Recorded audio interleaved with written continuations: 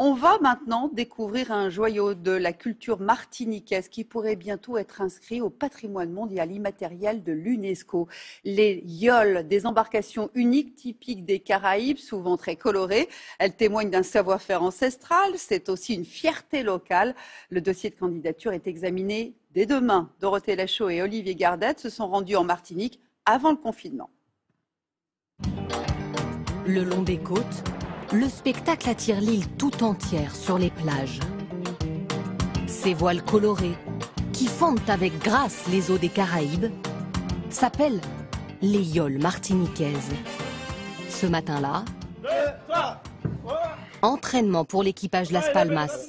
Pour eux, l'effort commence dès la sortie du hangar. Elle pèse quand même entre 450 et 500 kilos. Mais comme on aime le sport, nous sommes obligés de passer par là. Hein. Poussez.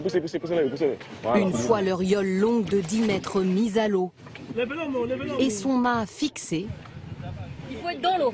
Oui, c'est pour éviter que la yole va de droite à gauche. La vraie prouesse commence. Une yole n'a pas de quille.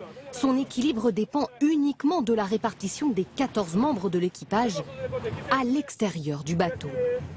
À la proue, Fabrice Lajeun est premier bois. Son poste est crucial.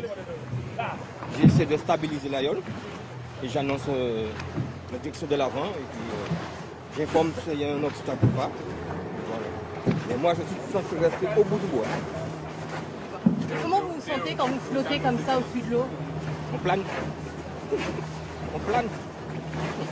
Un sport de précision où le moindre mouvement compte.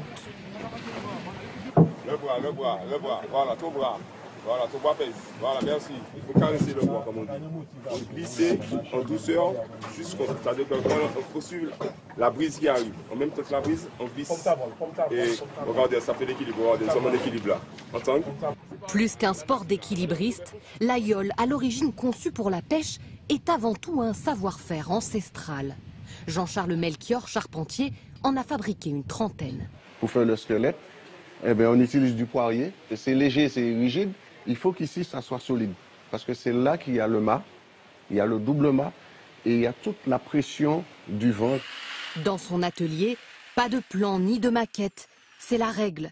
Un constructeur de yole doit se fier uniquement à sa mémoire.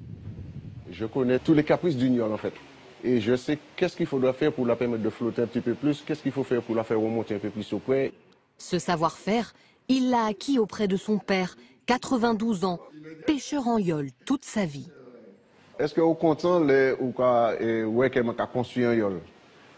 Ou content de dire que m'a construit un yole? Mais bien, écoutez, tout travail, c'est pour manger. Aujourd'hui, la yole s'est fixé un nouveau cap, le patrimoine immatériel de l'UNESCO. Pour communiquer sur sa candidature, l'île a organisé une course inédite.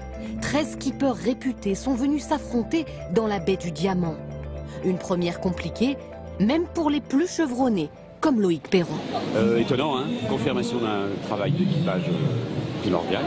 Bon, on a perdu 3-4 mecs, même 5 d'ailleurs, je crois, il y a eu quelques chavirages, pas nous.